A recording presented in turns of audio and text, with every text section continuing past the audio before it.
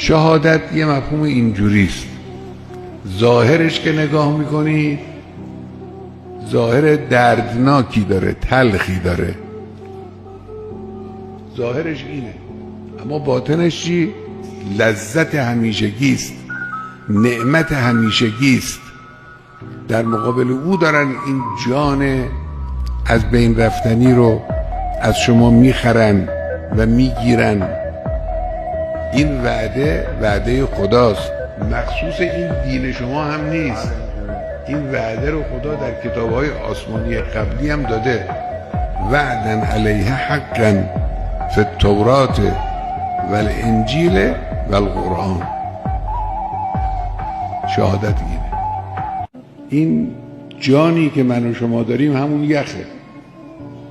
این داره ذره ذره میره دیگه، مگه نیست اینجور؟ ذره ذره داره تمام میشه. هر یک روزی که میگذره یعنی به قبر داریم نزدیکتر میشه.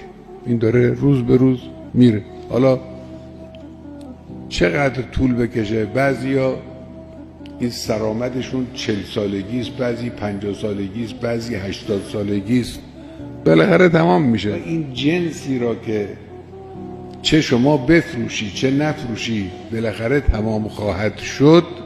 یک مشتری پیدا شده میگه من این از تو میخرم، اون هم به بالاترین قیمت میخرم.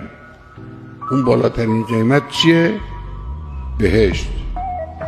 میخرن این جنس رو از شما که به شما بهشت بدن.